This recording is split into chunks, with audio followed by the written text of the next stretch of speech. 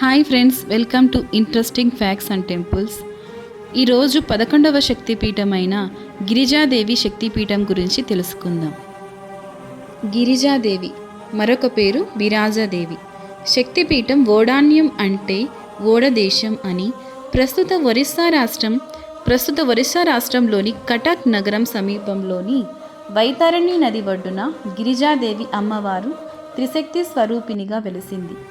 ఈ ప్రాంతాన్ని వైతరణిపురం అని కూడా అంటారు. గిరిజాదేవి శక్తిపీఠం ఒరిస్సాలోని జాజిపూర్లో ఉంది. ఈ జాజిపూర్ భువనేశ్వర్కు సుమారు 100 కిలోమీటర్ల దూరంలో ఉంది. ఈ ప్రదేశంలో సతీదేవి నాభిస్థానం ఇక్కడ పడిందని అంటారు. ఈ అమ్మవారిని అష్టాదశ శక్తిపీఠాలలో 11వ శక్తిపీఠంగా ఓడ్యానే గిరిజాదేవి అని పేర్కొనబడింది. 18 ప్రధానమైన శక్తిపీఠాలను అష్టాదశ శక్తిపీఠాలు అంటారు. దీనికి ఒక పురాణ గాథ ఉన్నది. దక్ష ప్రజాపతి మహాయజ్ఞం సంకల్పించి ఆ కార్యక్రమాన్ని ఋషులను, మునులకు, దేవతలకు ఆహ్వానించి కూతురిని, అల్లుడిని ఆహ్వానించలేదు. ఎందుకంటే దక్షుని కుమార్తె సతీదేవి అంటే పార్వతీదేవి తండ్రి మాటకు విరుద్ధంగా శివుడిని వివాహం చేసుకుంటుంది. అప్పుడు సతీదేవి పార్వతీదేవి తన తండ్రి చేసుకున్న యజ్ఞం గురించి తెలుసుకొని అక్కడికి వెళ్ళడానికి ఆసక్తి పడుతుంది. పార్వతీదేవి పుట్టింటి వారు నన్ను ప్రత్యేకంగా పిలవాలేమిటి అని ఈశ్వరుడు చెప్పినా వినకుండా ప్రమదగణాలను వెంటబెట్టుకొని తన తండ్రి చేస్తున్న యజ్ఞస్థనాలకి వెళ్తుంది. అక్కడ దక్ష ప్రజాపతి సతీదేవిని అవమానించారు. ముఖ్యంగా శివనింద భరించలేక అక్కడే ఆమె యోగాగ్నిలో భస్మమయ్యింది. ఇది తెలుసుకున్న ఈశ్వరుడు అక్కడికి వచ్చి రుద్ర రూపంలో కాలభైరవుని సృష్టించి యజ్ఞాన్ని నాశనం చేయిస్తాడు. సతీ వియోగ దుఃఖం తీరని పరమేశ్వరుడు ఆమె మృత శరీరాన్ని అంటిపెట్టుకొని ఉండి తన జగద్రక్షణ కార్యాన్ని మానివేశాడు. అప్పుడు దేవతలు ప్రార్థనలు మన్నించి విష్ణువు తన సుదర్శన చక్రంతో ఆ దేహాన్ని ఖండాలుగా చేసి శివుడిని కర్తవ్యోన్యుకుడిని చేస్తాడు. సతీదేవి దేహాన్ని సుదర్శన చక్రంతో ముక్కలుగా ఛేదించి వానిని భూమి మీద పడేటట్లు చేస్తాడు. సతీదేవి శరీర భాగాలు ఎక్కడెక్కడ పడ్డాయో అక్కడ శక్తిపీఠాలు ఉద్భవించాయని మనకు పురాణాలు తెలియజేస్తున్నాయి. సతీదేవి శరీర భాగాలు పడిన ప్రదేశాలకు పవిత్రత, ప్రాముఖ్యత ఏర్పడ్డాయి. గిరిజాదేవి ఆలయ వర్ణన.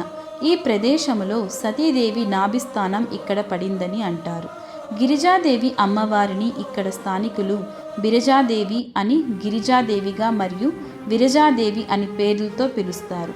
ఈ బిరజాదేవి అమ్మవారి ముఖం మాత్రమే కనిపించేటట్లు మిగతా అమ్మవారిని పూర్తిగా బంగారు ఆభరణాలతో మరియు పూలదండలతో అలంకరిస్తారు.